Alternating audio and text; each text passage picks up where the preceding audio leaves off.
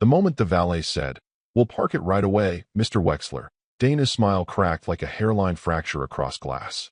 The sound of my last name, one she hadn't used in public in over a year, hung in the humid air between us, awkward and sharp. She turned slowly, her keys still dangling between her manicured fingers, and stared at me like I'd just morphed into a stranger. Her lips parted, but she didn't speak. Didn't have to. The damage was already done.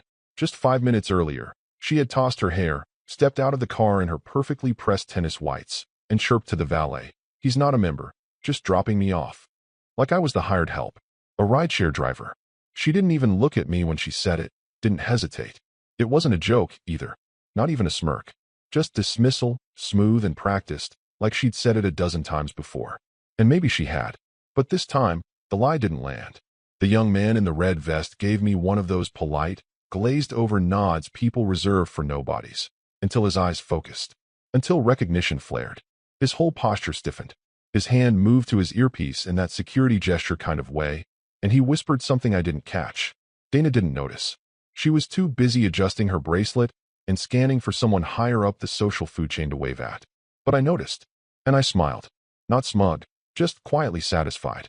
Then it happened fast.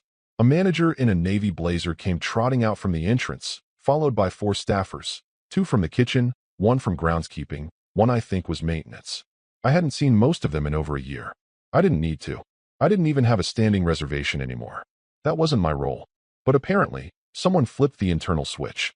"Mr. Wexler," the manager said breathlessly, "we didn't know you'd be here today. Would you like the founder's suite prepared? I can have it set up within minutes. We also stocked the reserve cabinet last week. Your preferences are still the same, I assume?" The silence was violent. Dana slowly turned her head toward me, her face frozen in that mask people wear when their brain's buffering and no explanation comes fast enough. Her arm dropped to her side. I could see it happening in real time, her scrambling to fit this into the version of reality she'd been selling. To herself, to others. That her husband was a quiet ex-professor, retired early, more interested in crossword puzzles than country club politics. That she'd built her network on her own, earned every invitation. That I was just the guy who dropped her off. "Wait," she finally muttered. "What's going on?" I stepped out of the car slowly. Smoothed my shirt. Not for effect, just to stall a second. "I told you I was playing 9 holes today." She blinked, still holding on to the lie like it might save her. "You said you were playing at that other course." "I changed my mind," I said calmly. "Figured I'd stop by here. See how things are running." The valet practically bowed as he took the keys from my hand. "We'll place it in the executive section, sir." That's when it clicked for her. Her eyes darted to the plaque above the main doors, the one she must have walked past dozens of times. It didn't say Wexler anywhere. That was the point. The club had been gifted by the Halcyon Foundation. An anonymous donation.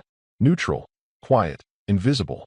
The land, the charter, the funding, split through a network of old trusts tied back to my uncle's estate. I never wanted attention. I just didn't want it in someone else's hands. But I'd been watching. Silently. Closely. Long enough to see how Dana transformed after she joined. How she started telling people she was reinventing herself. Becoming the woman she was always meant to be. One who didn't have to answer to anyone. One who introduced her own husband like a chauffeur. You'd be surprised how many people hear the word subscribe and think it's just about emails. But if you've made it this far, you're one of the few who actually sees the layers. And if you want more stories like this, real ones, not the polished stuff people pretend to live, consider subscribing. It helps the team keep peeling back the mask. Back in the parking circle, a second valet rushed over with an umbrella. There wasn't even rain. Just protocol. Dana's jaw clenched. "So," I said casually, brushing past her, "I'll see you in the clubhouse. Or are you just dropping someone else off today?" She didn't speak the entire drive home. Not during the 15 minutes through the winding, oak-lined roads. Not when we passed the florist she pretended not to know I owned. And not even when we pulled into the garage. She slammed the passenger door harder than necessary. Something she usually scolded me for doing. Then she stood at the threshold, arms crossed, waiting for me to explain something I wasn't interested in explaining. I kicked off my shoes, went to the kitchen, and poured coffee. Quietly, methodically, no rush. I let the silence hang long enough that it started sounding loud. Only then did she finally break. "Why didn't you ever tell me you were involved in the club?" Her tone wasn't angry. It was tight, defensive, like she was trying to control the narrative mid-free fall. I didn't look up, just stirred cream into the mug. "You never asked." She scoffed, like that was some kind of trick. Like I was dodging the question. That's not an answer. I finally met her eyes. Sure it is. We've had dinner with 4 board members in the last year. You never asked about any of them. Or why they called me sir even back when I wore sweatpants to the brunches. She shifted her weight from one leg to the other. That's not fair. I just assumed. I know. I said, cutting in. Calm. Level. You assumed I was harmless. Comfortable. Predictable. She blinked. That one hit a little too close to home. I turned, leaning against the counter. You know what the irony is, Dana? You're always chasing exclusivity. Always trying to break into circles. But Halcyon Crest? That was the one thing I didn't build to impress anyone. It was personal. She hesitated. So you founded it. I tilted my head. Not directly. The Halcyon Trust did. Old land. My uncle left it to me with one clause in his will. Use it to preserve dignity. That's all it said. He was a strange man. Dana walked to the living room slowly, like the floor might shift beneath her heels. She dropped onto the couch with the weight of someone rethinking everything. You know, people might get the wrong idea, she muttered after a moment. I took a long sip. Only if you gave them the wrong story. That's when her jaw set. She wasn't used to being cornered without being yelled at. She was good at weathering arguments, thrived in them, even. But this wasn't that. This was still cold, icy in the way that doesn't give you something to push back against. I didn't mean to embarrass you this morning, she said, like the words tasted sour. I just didn't know. You didn't want to know? I corrected. There's a difference. She flinched. A small, involuntary twitch. And for the first time in a long time, she didn't have a snappy comeback. Just sat there, legs crossed too tightly, arms folded like armor. She glanced at her phone, opened it, closed it, then finally said, people are going to start talking. There's already rumors. They're not rumors if they're true. Her eyes shot up. Sharp. Suspicious. What else have you been hiding? That question hung in the air between us like the scent of something burning just out of sight. I didn't answer. I didn't have to. Some truths only matter when people are trying to rewrite them. She stood, as if to end the conversation. But she couldn't quite pull it off. She was off balance now. Unmoored. And for someone who curated every interaction like an exhibit, that was terrifying. I watched her walk down the hall, shoulders stiff, pace uneven. She looked like someone who'd just realized they weren't the curator at the museum. Just another display. And the plaque? It didn't have her name on it. Never did. Dana doubled down. That Monday, she posted a photo from the club solarium, captioned with something insufferable like, built not bought. Earned, not given. She tagged 3 local entrepreneurs and added a quote about choosing to sit at tables where your worth isn't questioned. Subtlety was never her strength. Optics were. And as far as she was concerned, she still controlled the camera angle. She didn't invite me back to the club. Not once. Not for brunches. Not for mixers. Not for the Thursday wine tastings where she held court with retirees' wives and hedge fund side pieces. She kept playing the part of the self-made woman with an unseen, unremarkable husband. I'd become a ghost she refused to acknowledge, even in her own stories. And for a while, I let her. Until the gossip started brewing. Slowly. Organically. The kind that bubbles under the surface and rots the foundation before anyone notices the cracks. It began when one of the staff, an older concierge who remembered me from the early days, accidentally addressed me as Mr. Wexler in front of Dana's circle. A harmless slip, but it landed like a dropped glass. Dana blinked. Wait, what did you just call him? Asked Marlene, the wife of a semi-retired plastic surgeon who liked to golf more than cut. The concierge looked up, confused. Mr. Wexler. He's the... Dana cut in. It's an old nickname. College thing. He's not involved in the club. She smiled too widely, too tightly. That night, I received a text from the general manager. Just an FYI, staff will be returning to formal titles moving forward, unless you say otherwise. Discretion maintained, of course. I told him to proceed. A week later, the club's monthly newsletter came out. Glossy, full color, with a splashy headline about the newly renovated pool house. Dana had campaigned for that upgrade for months, mocked the dated vibe of the existing one in her little weekend circles. The article was clean, crisp, respectful, but at the bottom, in small italics. Project made possible through the generous support of an anonymous benefactor.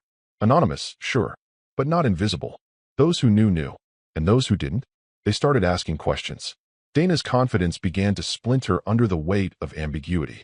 At first, she dismissed the murmurs, told her circle it was probably the McPhersons, or the board, or some bored retiree with money to launder. But the whispers didn't stop. In fact, they started getting specific. Did you know her husband owns the land this place was built on? He's some kind of old money, right? I heard he bought the original charter back when it was just a lodge. At dinner one evening, an obligatory fundraiser where she wore a white dress that looked more bridal than business, someone actually turned to her and said, "I didn't know you were married to that Wexler." I wasn't there, but I heard about it 2 hours later from the bartender. The club always had more eyes than she realized. She came home that night buzzing with irritation, slid off her heels, and dropped them carelessly on the rug. "You told people," she said, barely containing the accusation. I looked up from my book. "Told them what?" "About the club. About you owning it. You're feeding the rumors." I closed the book gently. "Dana, I haven't spoken to anyone at that club besides the manager and the groundskeeper. I don't need to." Her eyes narrowed. "Then why are they all suddenly acting like you're the king of the place?" I shrugged. "Maybe because I am." She flinched like I slapped her. There it was. The thing she couldn't reconcile. Not just that I had power, but that I never advertised it. That I never needed to. In her world, status was an outfit you wore loudly. In mine, it was a deed in a locked drawer, quietly collecting value. She started going to the club less after that. Just enough to keep up appearances, not enough to risk more questions. And when she did go, her voice was a little higher. Her laughter, a little more forced. People noticed. She was still in the room, but no longer owned it.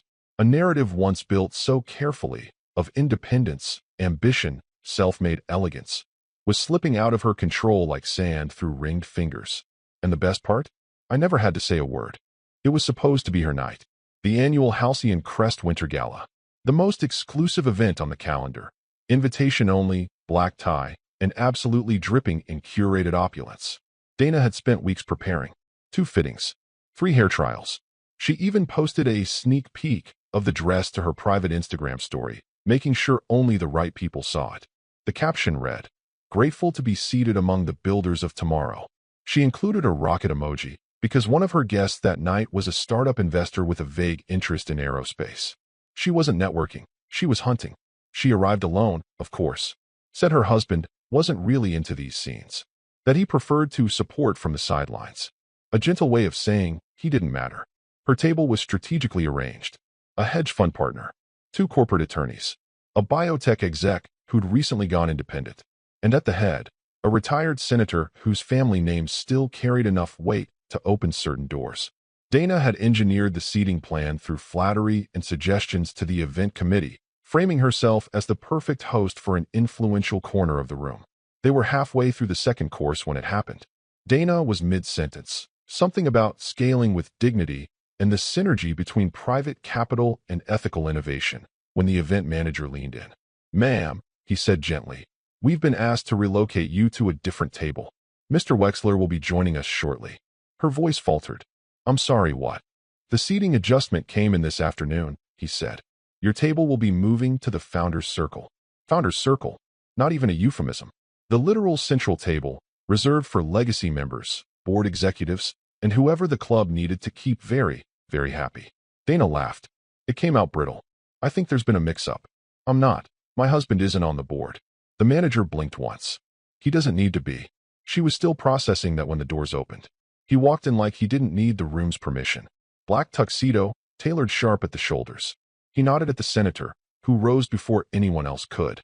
The rest followed, instinctively, like they were responding to gravity, not etiquette. "Daniel," the senator said warmly, offering a hand. "Didn't know you'd be attending." "Last minute," I said, returning the shake. "I wanted to see what they'd done with the lighting this year. It was perfect." Subtle dig. I wasn't there for the company. I was there to inspect my investment. Dana stayed seated a second too long. Then, reluctantly, she stood. I could almost hear the calculations running behind her eyes. I greeted the others politely, thanked the staff, made no mention of the fact that the wine selection had come from a vineyard I held 42% in, or that the centerpiece orchids were from the estate of an old friend I'd quietly rescued from bankruptcy 2 years earlier. These weren't things you said aloud. They were things you let me know. Dinner continued. Dana said little. She smiled when people looked at her and stared at her plate when they didn't. Her tone was off, too rehearsed, too clipped. The senator asked how long we'd been married, and she answered before I could. "Coming up on 10 years, I think. We've both been so busy." I just nodded. Let the silence answer for itself. Halfway through dessert, Someone asked if I'd be funding the upcoming renovations to the tennis courts. Dana glanced at me, surprised. She hadn't heard anything about that. I smiled. We're reviewing the proposal. The foundation's interested, assuming the contractor doesn't cut corners like last time. The hedge fund guy leaned forward. Wait, you're involved with the Halcyon Foundation? Dana's fingers tensed around her champagne flute. I manage a few trusts, I said mildly. Old family obligations. The table nodded with new respect. Dana's eyes darted around, tracking every shift in tone and posture. They weren't looking at her the same way anymore. And the worst part? I hadn't taken anything from her. I hadn't contradicted her, embarrassed her, or revealed any secrets. All I did was show up, and the room did the rest. She stayed after the dinner, long after the senator had left and the music softened, talking to no one, just standing there beneath the chandelier like she might disappear if she moved. When she finally turned to leave, I was already gone. Didn't say goodbye. Didn't need to. That night, she posted nothing. No photos. No quotes. Just silence. For someone who lived off perception, that silence was the loudest thing she'd ever published. She waited 3 days. 3 days of sulking silence, clinking glasses a little too loudly when she poured her wine, and slamming drawers in the bathroom like punctuation. The house smelled of citrus-scented rage and unspoken accusations. I didn't offer an apology. She didn't ask for one. But the air between us had shifted, gone brittle, thin. The kind of atmosphere you only find in pressure chambers and marriages built on illusions. When she finally cracked, it was morning. I was standing in the kitchen, grinding coffee beans. She walked in without shoes, arms folded tight over her silk robe. You embarrassed me, she said flatly. I didn't look up. You introduced me as a driver. She flinched, but kept her tone even. You knew what that night meant to me. I did, I said, finally turning toward her. That's why I showed up. Out of respect. Her jaw clenched. You could have warned me. I took a slow sip of coffee. Warned you that I exist? That was the breaking point. She stormed out without another word, grabbing her phone on the way. I didn't stop her. I didn't need to. Let her run in circles while the map was already in my pocket. That same afternoon, she started making calls. The club's event coordinator. Then the concierge. Then the foundation's admin office. I know because they called me next. Each one awkward, cautious, explaining that Dana had inquired about clarifying roles and reconciling discrepancies in public messaging. The language of a woman trying to dig without leaving fingerprints. By the end of the week, the club manager showed up at my office. He knocked once and stepped in carefully, like a man entering a confessional. Dressed sharp, as always, but with the tight jaw of someone who'd been dodging phone calls all day. She's been asking a lot of questions, he said, standing stiffly across from my desk. About the donor structure. Ownership. Who actually holds the controlling interest? I nodded. And I've told her what's on record. That the foundation operates independently. That its benefactors are anonymous by design. Good. He hesitated, just for a beat. She's persistent. I smiled. So am I. The manager glanced around my office. He'd been in it a dozen times, but this time, he noticed the framed lithograph behind me. An original architectural sketch of the club's clubhouse from 1986. The foundation seal in the bottom corner. He swallowed. And if she pushes harder? I leaned back in my chair. Calm. Controlled. Tell her what's public. And nothing more. He didn't move. Still unsure. And if she really pushes? He asked, quieter now. I held his gaze. Let the silence stretch until it felt like gravity. Then finally said, let her. The manager gave a small nod. It wasn't loyalty, at least not the performative kind. It was something deeper. A quiet understanding that some wars are over before they're even declared. You just have to let the other side waste ammo first. After he left, I opened my desk drawer. Inside, neatly stacked, were quarterly reports from each of the shell companies tied to the foundation. Legal firewall, tax routing, donation breakdowns. Every detail polished and papered over by the best minds I could afford years ago, long before Dana ever stepped foot in that club. Long before she ever felt too good to ask what I actually did all day. She thought she'd married a quiet man. She didn't realize she'd married a strategist with a 10-year head start. That night, I came home to find her in the sunroom, flipping through an old club directory. A highlighter in one hand. A notepad beside her. I didn't interrupt. Just walked past with a glass of water and a faint nod. She didn't look up, but I saw her hand pause over a name. Hers. The one she was trying to anchor in a system designed to float just beyond her reach. You could feel it. That silent panic under her skin. like she'd realized the house was built without doors and only now noticed the windows were one-way mirrors. She arrived 20 minutes early. Wore navy this time, conservative but sharp. Less sparkle, more strategy. The heels were modest, the makeup deliberate. Dana knew exactly how to command a room without appearing to. She carried a slim leather folder under her arm, the kind that held mock-ups, phrasing suggestions, a speech she wouldn't technically deliver but would absolutely guide. Because today wasn't about impressions. It was about influence. The board was scheduled to vote on a new guest policy, her brainchild, a proposal she'd been nurturing like a fragile orchid for the last 6 months. The goal was simple: expand the guest list to allow curated community leaders access to club amenities without full membership status. She pitched it as progressive, inclusive, the kind of modern elegance the club needed. But anyone paying attention could see it for what it was: a Trojan horse to drag in her new social circle. Journalists, investors, pseudo-philanthropists. People who didn't meet the club's unspoken standards, but who made Dana look powerful by association.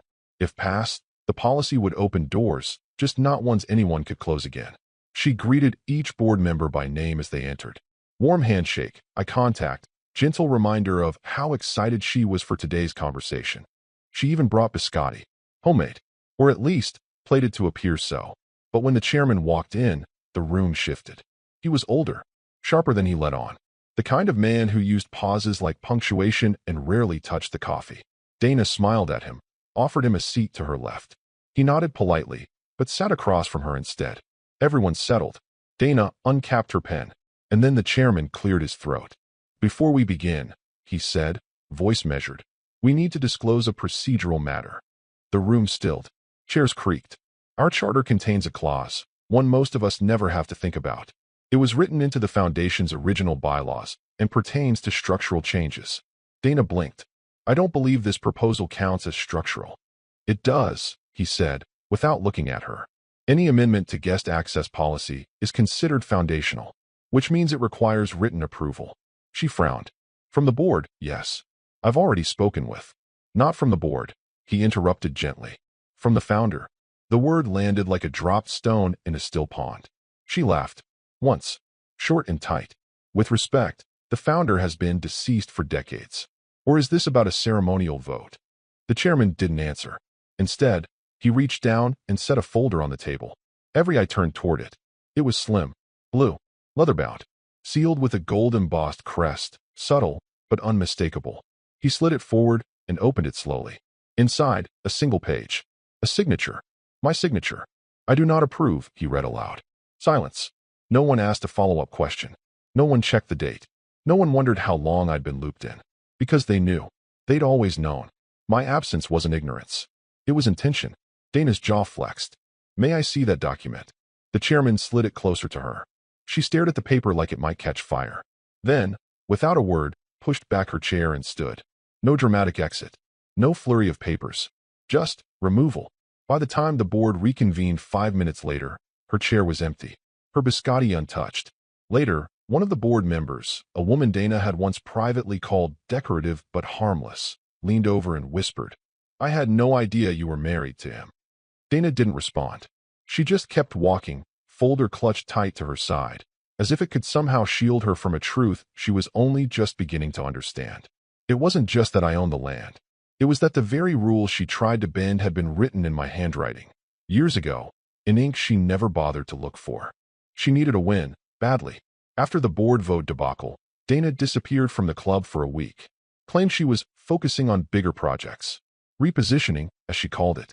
But anyone paying attention saw what was really happening. Her name had gone from whispered admiration to polite avoidance. The staff still smiled, but with that brittle stiffness reserved for people who'd been gently downgraded. So she decided to stage a comeback. She called in a favor from a lifestyle columnist she used to wine and dine. Someone who owed her a profile. Not a tabloid type. No, Dana played smarter than that. This was an urban elegance journalist from a mid-tier online magazine that catered to the city's rising elite. Think venture capital wives who curated every brunch like a product launch. She told them she was spearheading a social renewal initiative through Halcyon Crest, a program to reinvigorate intergenerational wealth with purpose, whatever that meant. The goal wasn't clarity. It was clout. She arranged the photo shoot for Thursday afternoon. staged everything meticulously, pulled staff from 3 departments to stand in the background, gave them white gloves and asked for clean, soft movements, like you're already part of something important.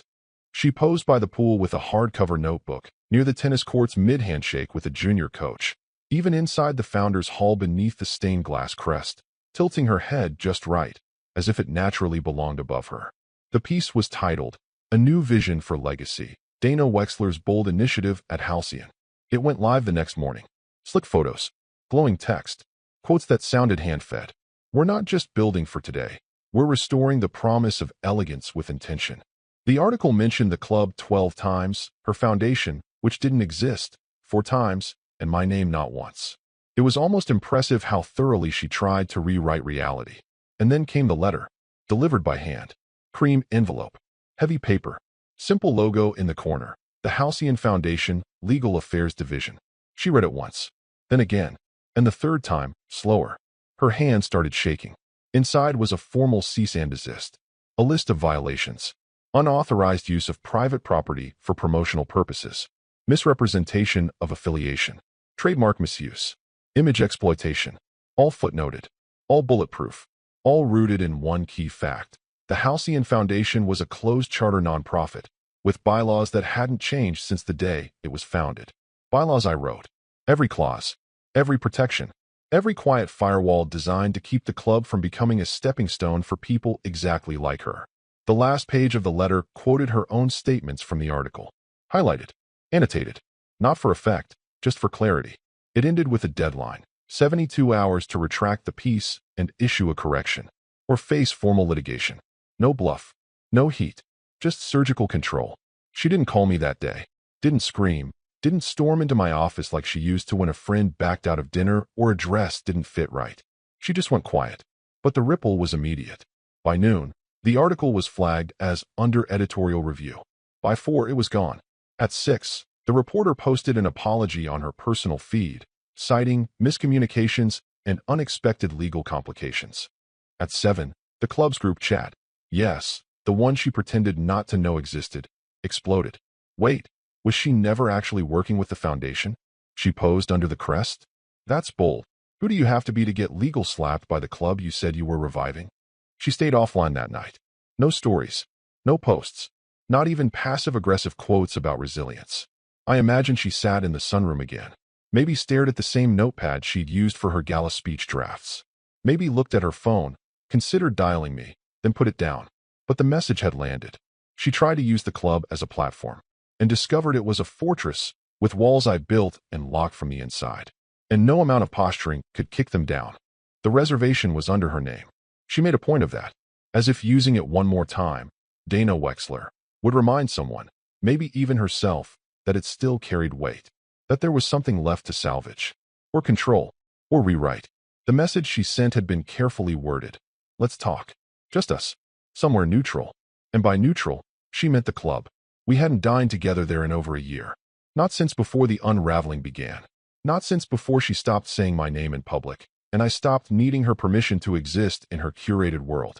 But the club still served as her illusion of middle ground. A stage with velvet curtains and polished silver where she still felt rehearsed enough to hold her shape. I arrived precisely 2 minutes late.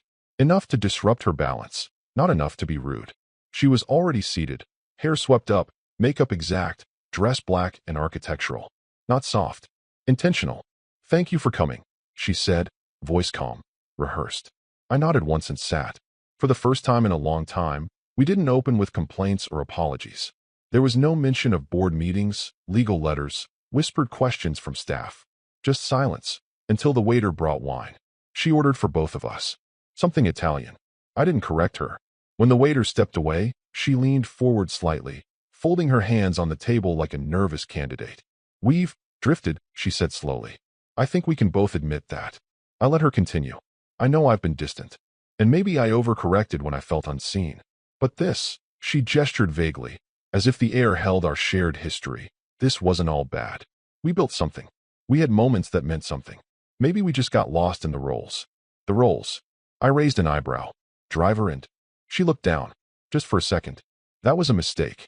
No, I said, setting my glass down. That was honest. The rest of this, tonight, That's the performance. Her mouth tightened, but she didn't argue. The main course arrived. Something complex and plated like art. Neither of us touched it. You don't have to forgive everything, she said, softer now. But I'm still here. And I'm trying. I reached into my jacket and pulled out the envelope. Cream stock. Sealed. No drama. Just finality. I slid it across the table and tapped once. She stared at it. Didn't open it. What is this? Closure, I said simply. A proposal. She hesitated. Then broke the seal. Inside, terms of separation. Quiet. Private. Clean. She would keep the townhouse in her name. No dispute. I would cover her expenses for 1 year. After that, her financial independence would be just that, independent. All statements would remain confidential. No media. No mutual friends dragged into the wreckage. No club statements. No foundation mentions. A silent dissolution. She laughed. But it wasn't real laughter. It was jagged and bitter and soaked in disbelief. So that's it, she asked, eyes flaring. A year on your leash, and then what? Oblivion. I stood. You made it clear what I was, I said. I'm just confirming you understood. Her mouth opened. Closed. Nothing came out. I looked down at the envelope still in her hands. You wanted control, Dana. And now you have it. Complete freedom. Unattached. Untethered. I never asked for. You asked to not be associated. To build your own name. This lets you do that. Officially. The waiter hovered near the edge of the room, unsure whether to bring dessert or call security. I buttoned my jacket. Enjoy the wine, I said, nodding toward her untouched glass. It pairs well with regret. And I walked out. No last glance. No flourish. No scene. Just a man leaving a dinner he was never really invited to. At a table he built. In a place she tried to claim. In a story she finally stopped writing. It was a bright afternoon when she returned. One of those days where the sun clung to every polished surface, where the marble gleamed too hard, and the air smelled of citrus and chlorine and curated peace. Dana stepped out of her car in heels she hadn't worn since the gala. The ones she used to say made her feel like the kind of woman who's going somewhere. She walked through the front entrance of Halcyon Crest like she always had, spine straight, chin lifted, smile in place. The valet opened the door with a nod, and she returned it with a flicker of practiced warmth. But something about his eyes caught her. Not unfriendly, just less expectant, as if the script had changed and she hadn't been given her new lines. Inside, the foyer was quiet. Too quiet for a Thursday. No rustle of committee papers. No chime of champagne glasses from the lounge. Dana glanced toward the Founders Hall, expecting to see the familiar rotation of member portraits and framed photos from recent events. She'd insisted on that gallery being refreshed quarterly, had spoken at length about how a modern legacy required constant curating. Her words, not mine. She stepped into the hall. The change was instant. Gone were the photos from last winter's gala, the ones where she stood center frame in that columned black dress, surrounded by important names she worked months to gather like badges. In their place, a new series of portraits. Simpler, warmer, more timeless. And she wasn't in a single one. Dana moved down the hallway slowly, heels clicking against tile like an unwanted metronome. Her photo wasn't just moved. It was removed. Erased. Even the caption placards had been updated, names rearranged, descriptions tightened, events retitled. Philanthropy in action had become legacy partnerships. Her committee title? Gone. She stopped at the display case near the entrance to the lounge. This one held booklets, printouts of past events. Archives. She flipped through the latest. Her name wasn't in the donor list. Not in the speaker acknowledgments. Not in the thank yous. She scanned backward. Last quarters? Absent. The quarter before? A brief mention in a footnote. Misspelled. She walked to the bar, ordered sparkling water, her usual afternoon choice, and waited. The bartender gave her a polite nod, but didn't greet her by name. Didn't offer the usual on your tab, or the subtle wink he used to when he slid her glass across the marble. She took a sip and glanced around. The place looked the same decor, same waitstaff, but it felt hollow now. Like someone had drained the room and refilled it with a version that didn't include her. A hostess approached. Mid-20s. Newer. Hair pulled tight. Clipboard tucked to her side like armor. Miss Dana? She asked. Dana turned slowly, grateful for the acknowledgement. Yes. The hostess lowered her voice. I'm sorry, but I've been instructed to direct all member inquiries through Mr. Wexler's office moving forward. Dana's hand tightened around the crystal glass. I'm not sure I understand. I've been a member for years. The hostess offered a gentle, practiced smile, The kind designed for patrons who are no longer patrons. I understand. I really do. But I was told to refer anything regarding event access, guest policy, or gallery updates to his assistant. She's copied on the internal list. Dana stared at her. Do you even know who I am? The hostess blinked. I know who you were listed as. But that list has changed. The words weren't cruel, just indifferent. That was the part that stung. Not anger. Not conflict. Irrelevance. She walked back to the founder's hall and stood alone in front of the main crest. The one she'd posed beneath for the magazine shoot that never ran. The stained glass caught the afternoon sun, casting a warm blue arc across her face. No one looked her way. No one whispered her name. Just the sound of new members arriving, laughing, shaking hands, introducing themselves with the ease of people who'd never been told who used to matter here. Dana left her glass on the table, unfinished. And for the first time, no one rushed to clear it. The letter arrived in the kind of envelope she used to save. Heavy stock, embossed seal, custom wax stamp on the back. It used to mean something when she was part of the inner circle, the ones who received things by courier rather than email. She recognized the halcyon crest before she even opened it. For a moment, Dana actually smiled. A reopening? An apology? An invitation to rejoin the committee now that the dust had settled? She slit the envelope with her manicured thumb, unfolded the cream paper, and read the heading. Subject: Termination of membership. There was no greeting, no summary, just the clause, printed in clean, legal type. Membership revoked at founder's discretion, without appeal. No signature, no explanation, no instructions, just that line. Her hand trembled. She flipped the page over, as if something might be hiding on the back. There wasn't. She was out. Not suspended. Not warned. Removed. She grabbed her phone, dialed the main number. Straight to voicemail. She tried the concierge, then the general manager. No one picked up. She changed into a blazer, didn't bother with makeup, and drove straight to the club, 10 miles in silence. One hand clenched on the wheel, the other white-knuckling the letter. Security met her at the gate. Ms. Wexler, the man said, calm but firm. We've been instructed not to admit you onto the property. Her window was down. She shoved the letter out at him. This is a mistake. There's no reason listed. I'm a member. He glanced at the paper. Didn't even reach for it. The decision is final, ma'am. As stated. She narrowed her eyes. Get Mark. Or the chairman. Or anyone who. I'm sorry. They're not available. This is ridiculous, she snapped. He can't just do this. The guard didn't answer. Just stepped back as another car approached the gate. 2 women, laughing, a child in the back seat with a tennis racket across his lap. Dana caught the embroidered patch on his shirt through the window. Youth Development Program, Halcyon Foundation. Her stomach turned. Back home, she tried calling again. My number. Straight to voicemail. She texted. Nothing. By evening, she was on her laptop, scrolling Halcyon's digital magazine archive. It had updated just an hour before. The first article was titled, Legacy in Motion. Halcyon's new youth tennis center opens to public applause. She clicked. The first image loaded slowly. But when it did, it hit with surgical precision.